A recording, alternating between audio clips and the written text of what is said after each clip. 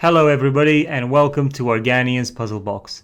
Today I'm going to show you a new workflow that I'm developing for creating quick meshes for concept-in projects. The workflow revolves around the automatic UVs that Substance Painter now offers. We will start our model in 3ds Max for initial blocking, then move into ZBrush for dynameshing and decimating the mesh. We will also add some details in ZBrush and our geometry, and after that we will create two texture sets in 3ds Max and send it to Substance Painter to get our final result. On screen you can see two meshes. The first one being generated using this workflow, which is still a work in progress, and the second mesh is generated using normal means such as retopologizing and the high poly mesh and manually creating UVs. If you have any questions or suggestions on improving this workflow, please let me know in the comment section below. Just as a note, the idea of this workflow is to take advantage of automatic UVs for very quick concepting meshes. So I hope you guys enjoy, and I'll see you in a second. So in 3ds Max we're going to start our concept basically. We'll be in the perspective view. In order to make this view full screen, just press the Alt W. I'm going to basically work on the assumption that you know a bit of 3ds Max. I'm going to say what letters I'm pressing as I go along the way, but I'm not going to go into the very basics of how to run 3ds Max. So in order for us to do our concept, we'll start with our bridge, our platform, basically the part people walk on. So we'll go to creating a new object in here. We'll select a cylinder, and then we'll just make it. Doesn't really matter where. Just don't make it very thick. Okay, that's our cylinder over there. We'll press F4 to show the wireframe. The amount of segments that we've got, that should be okay. You know, the sides 18, height segments 8, that's fine. It's not really a problem. What we want to do is make sure the angle snap toggle is on. You can press the letter A to activate it. Then press E and start to rotate the object, and let's rotate it by 90 degrees. So we've now taken our model to 90 degrees. Also, so if you press the letter R, you'll go into scale mode, and I want to extend this model quite a bit. About there, that should be okay. Right, and now let's go on the right side up here and press the hierarchy button, press the effect pivot point only, and then center to object. Then deactivate effect pivot point only, and down here you can see our coordinates. And in the x axis, make sure you press W for movement. In the x axis, just right click these arrows, and that will take our mesh to the middle. And that's, you know, center is basically the pivot point. The center pivot point will be centered to the world pivot point.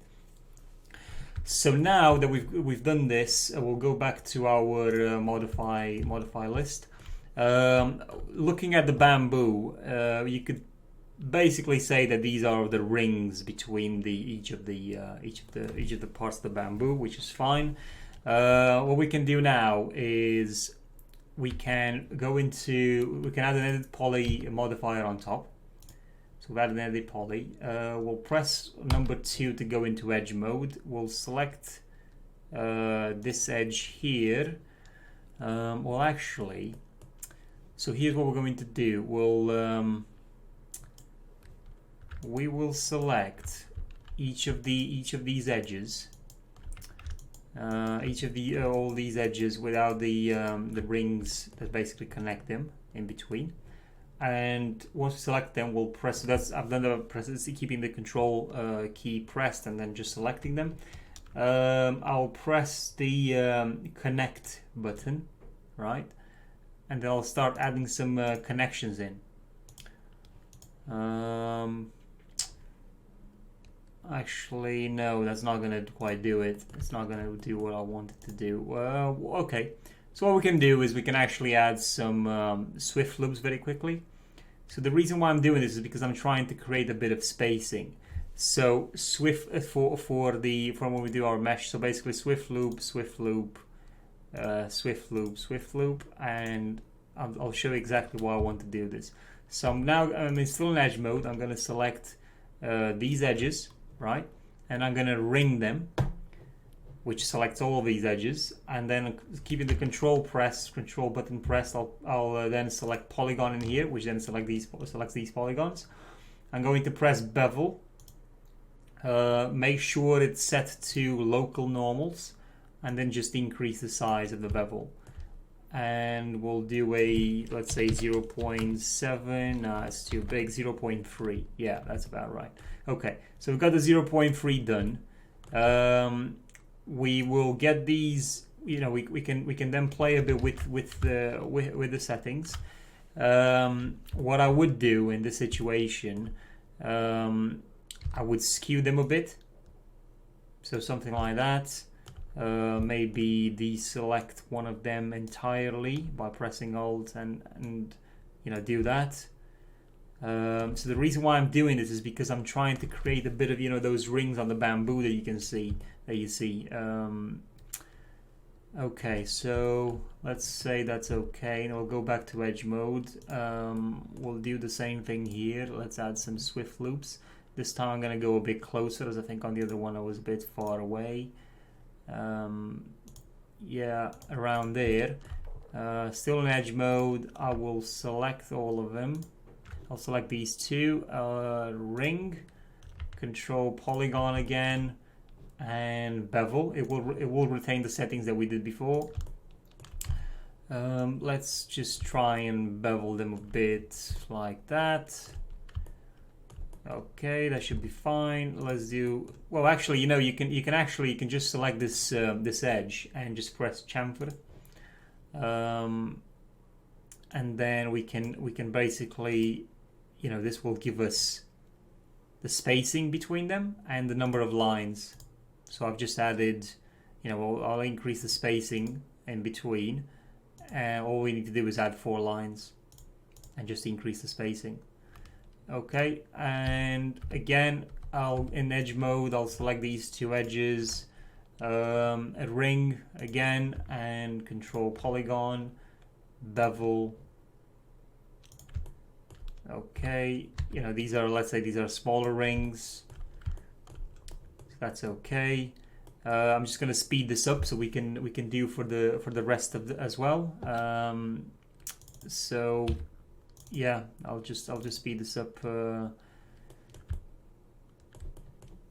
by selecting, you know, I'm just going to select all these edges, and I'm going to apply all the same chamfer settings, which is then going to be okay on that. We'll go to, you know, select all of these. Oh, sorry, not that one.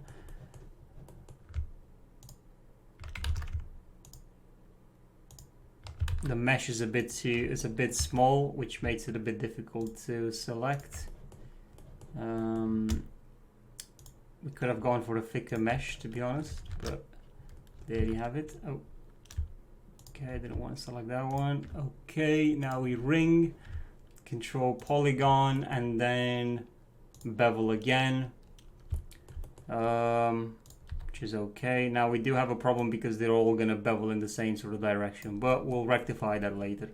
Right, okay, so we've done that now. What we want to do now is we want to go to polygon mode and delete these caps. So I'm just going to delete the caps, which is fine. Now we're going to add a crease set modifier. We'll go to edge mode and double click this edge and double click this edge, and we'll create a crease set and increase it to the maximum, to 1. Now we'll add an open subdiv modifier on top. I think in terms of the resolution, let's just go for 2 iterations, and you can see what the open subdiv has done. So you can see these sort of rings of the bamboo that we've created, which I think looks, well, again, this is a concept, so we're not going to invest our time into making this a lot better. What we will do, on the other hand, is we're going to start adding some, we're going to add another option, which is we're going to bend it. So I've added a bend modifier, and then I'm just going to play with these settings to see which one will bend our mesh downwards. which that looks okay. We'll add another. Unfortunately, the bend does affect the rings as well, which is not exactly what I want. I mean, it's also because I've bended it a bit too much. So I could just be doing a smaller bend like that. I'm also going to add another edit poly on top, and the reason why I'm doing that is because I want to go to edge mode and basically try and create a different shape here. Okay.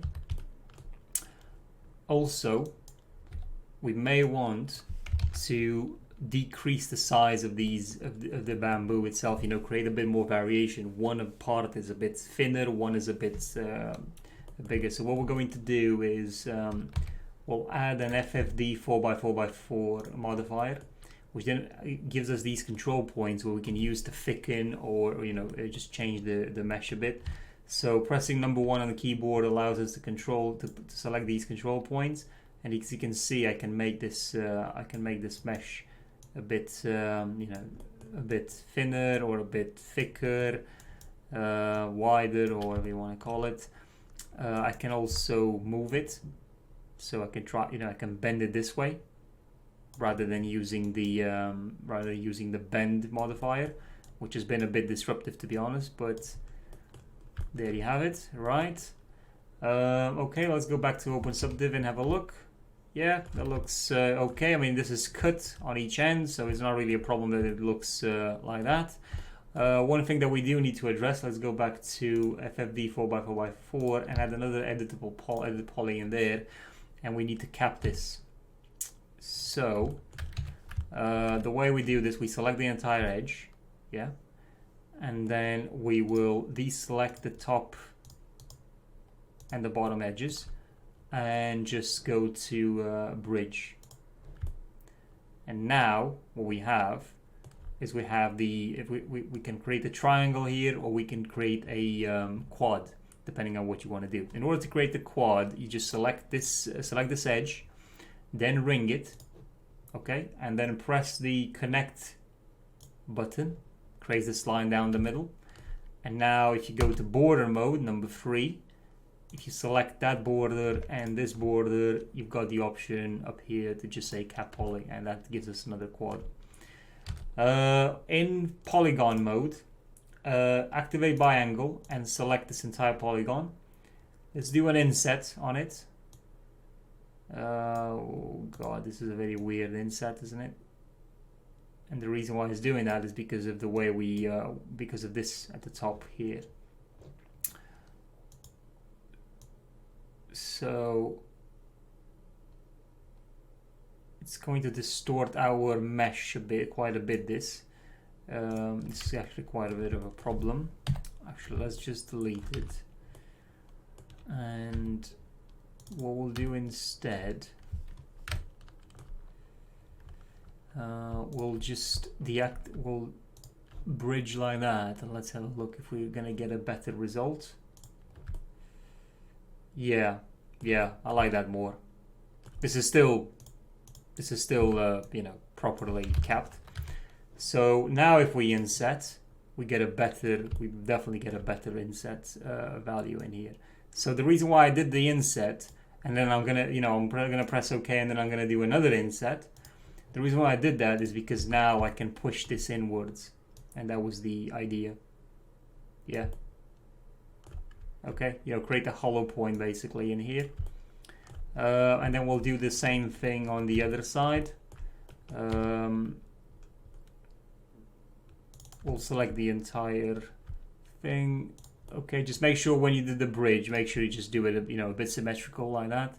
And then bridge again. Okay, we've got this selected.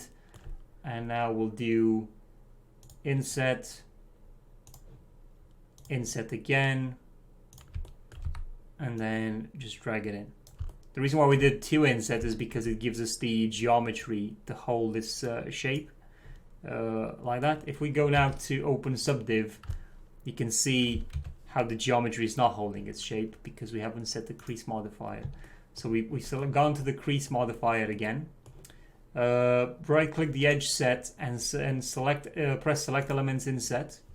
That is now selected both the creases that we've set before. And then keeping control pressed, we'll double click this one. Oh, sorry, not that one. We'll double click this set as well, this edge as well. We're going to go on the other side and we'll select this one. Then right click the edge set and add selection or update set from selection. And that's it. And when you go back into open subdiv, you can now see that it's retaining its shape, which is what we wanted. Right, so we've got our first beam, okay. The reason we're going to put it into ZBrush as well, we're going to use Dynamesh to merge these together, you know, to try to get the geometry to blend in. So in the top view, I'm now in the top view by pressing letter T. We'll then keep the shift key pressed. Well, actually, let's just open the scene explorer so you can see. So this is our cylinder that we've created. I'm just going to press, you know, keep the shift key pressed, and I'm going to drag my model upwards, and that's going to create another copy of it. And I'll basically make sure that it overlaps a bit with this one. And then we've got a copy instance or reference. We'll do a copy. Okay, we'll just go back to perspective mode. So this is how they look like. They're not very tubular, are they? Actually, let me just delete this one and let me go into, you know, I mean, just try and get it a bit more tubular, something like that. Okay, so we'll do that thing. We'll do this exercise again. Shift, drag. We'll go one up there. Okay. So the problem that we've got now is obviously that they're the same, they look identical, and this is going to be, you know, it's going to create a bit of a problem on our eyes. So what we want to do now is we want to go into, one thing, make sure you delete for every new created beam, you delete the open subdiv, because when you attach them all together, the open subdiv modifier will carry on to each of them, multiplying every time you add it in, which is then it's going to slow down your computer until it crashes. So we'll add another FFD 4x4x4. We'll go to control points and we'll start moving some of these about, create some variation basically. Yeah. So that's how we create some variation. We can even try and bend it a bit. Okay, so we've done that. Now what we're going to do is we'll add an edit poly on top, and we will drag another one on this side. Again, a copy. Yeah. Make sure it overlaps. Oh, sorry, I selected the other one. Make sure it overlaps a little bit. Okay, so we've got all these three. What we're going to do now, let's press mirror and then make a copy. Offset it, but not on the x-axis, but on the y-axis. Offset it. Okay. So we've got all of these, but now obviously this one matches the other one. So what we're going to do is we'll go into rotate and we'll rotate the 180 degrees. But now we've got this weird shape where one is going up, one is going down. So we're all three selected. We can add another FFD 4x4x4. Go to control points, drag these in, drag these down. We can then we can create a, we can do that if we want to, you know, create a bit of a gap. Okay, we'll just lower these a bit down, a bit more here, and just raise these up a bit. Maybe try and squeeze them in a bit more, as these are not exactly squeezed in. So we'll just do that. This is how bamboo basically sits, isn't it? Right. We'll now we'll deselect. We'll select all of them. And what we're going to do is we're going to drag them out and make another copy, but yeah, we'll do it on this side, which is fine. Okay, so we've added all these in, got all these elements in. Do we want to make some more? We can definitely, we can definitely do some more. So what we can do is drag it out again, and then we can also rotate like this. And now I think we've got our platform basically. Yeah. Okay. So we've got all these cylinders in. One of them only, which is I believe this one, is the high quality one. The rest of them are low quality ones. You can see, yeah. The moment when we go to edit poly down here, and then we say attach this one, and now we go to open subdiv, both of them now have open subdiv on top, and they both have the crease set as well, which that's going to help us because all of them will then convert to the same sort of geometry type, open subdiv and crease set on top. So I'm just going to now basically go to edit poly in here and just attach all of them. And you can do this very quickly. If you wouldn't have deleted the open subdiv from the other cylinders like I did, which I think I may have the original one a few times. Yeah, this is the one here. So I'm already going to get a bit of increase in the open subdiv. It won't really matter as we're going to take this into ZBrush, and we're not going to use this as a low poly model anyway. So you can see some of them are very high quality and some of them are not. And then when I go to open subdiv in there, which is now froze my computer because it's thinking, you'll see how some of them will be a lot more detailed than others. Again, it won't really matter when we take it into ZBrush. So now they're all pretty much detailed and all look very well. You can play with them a bit more if you want to from this point onwards, but basically that's our platform. Now we're going to move on to making some pillars, very basic stuff. We're not going to do anything spectacular, and then we're going to make a roof as well, and then take it into ZBrush, add a bit of detail in there, do some more work on it, like dynameshing it, decimating it, adding some details in, like I've said, for the normal map, and then we'll decimate it to an agreeable state that we can then import the substance painter for it to generate its automatic UVs, and then add the textures to it and see the final result. So let's just move on to step number 2, creating the beams. So we'll start by creating our beams and some planks running across for more details in the scene. I'm just going to drop a box in here. It doesn't really matter where. We'll get into position now. So the position of the box needs to be on the side of each of these, each of the bamboo platform. We'll put it around there, and let's just position it. We'll now scale it.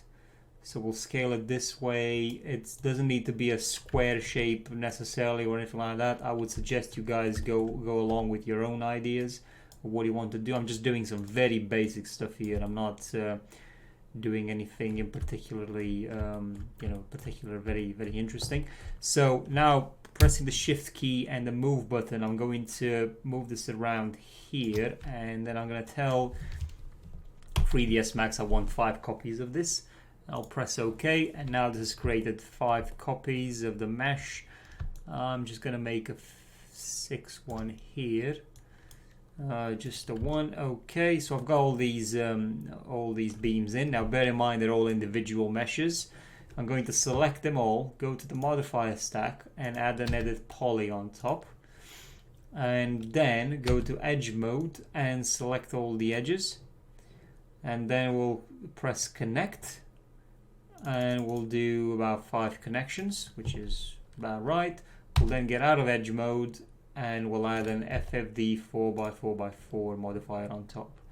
And what this allows us to do is to start modifying a bit,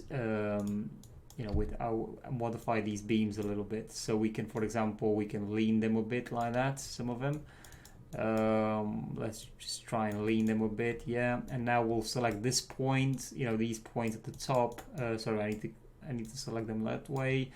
and as you can see, it will sort of lean them around, which is basically what I wanted to do for some a bit of you know, try and play with them a little bit to get a bit of more variation into what we're seeing.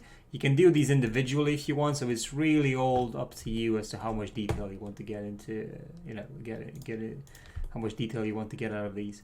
So okay, so we bend them a little bit, you know, just creates a bit more a better flow of the image of the whole scene. Right, now what we're going to do is going to go back to box, and we'll make another box on the ground about that high. We'll scale it. So we'll make it thin. Yeah, about that level. And now we're going to make it wide. So we're going to make it very wide. And now we'll put this into position into the beams themselves, the wooden beams. So we'll put it around there. Now let's position it a bit more, you know, so it's so it goes like that. We'll scale it down a little bit, so I don't want to have too much of an overhang on the sides. So now just push it inwards a little bit more. Make sure that it's actually, you know, overlapping a bit with the beams, but actually on top of them, let's say, I know. Right, once we've done that, let's just go again, let's say about 5 copies high. Oh, 5 may be a bit too much, but we can delete the top one. Okay, now let's select all the beams, and we'll go to edit poly again, add an edit poly modifier again, select all edges, connect, and let's add about 10 connections. Okay, and yet again we'll go and add an FFD 4x4x4. We'll select, for example, the top ones, and let's say we want to raise them a little bit, want to maybe add a bit of twist. So it's really up to you what you want to do with them. Again, this is going to help with creating a bit of a difference into how this little fence looks like. Okay, so yeah, I would say something like that. Okay, again, not very complicated stuff. So I've added the fence, I've added the beams. We'll select we'll select the platform, and then Control and I to inverse the selection to select everything else. Okay, and now we've got all these selected. We'll just well, actually, what we're going to do, we're going to attach them all together. So I've selected one of them, go to Edit Poly, press the Attach button, and really just start attaching them together. Okay, so now that's done. They're all attached to one element. Now we're going to go to Mirror,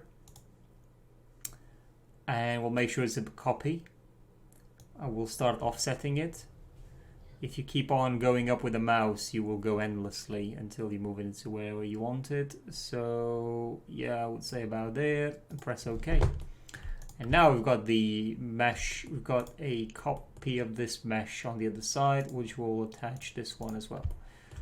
So this is, let's call it our bridge, our bridge segment. I mean, if you're really feeling like you want to increase the scene, you can do this in Engine, for example. You can just add a duplicate and so on, and you can create a modular kit. This is very important actually, because concepting is always all about how you reusing the same assets over and over again in order to get the quickest scene out of whatever you want to do. Get a quick scene out.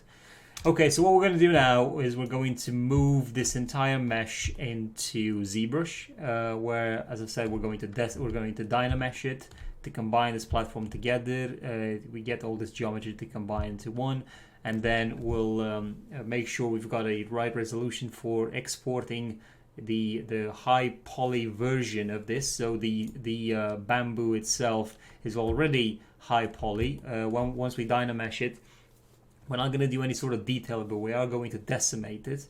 to the point where we can export a high poly version of it and a low poly version of it as well. So that's just ZBrush only. And then we'll look at the sides, which we're going to add some details on top. You know, we're going to do some detailing with them. I'm thinking about texture painting, some beam-like texture, wood texture on top. And then once we do that, we'll again do the same thing. We'll export a high version and a low version, decimated version. And then we'll go into Substance and start basically, you know, with the automatic UVs on top. Oh, before we do that, we're going to take it back into 3ds Max to create two versions of this, a low poly and a high poly version, as in rename it and add material so we can have two texture sets. We're going to have a texture set for the sides and a texture set for the platform itself.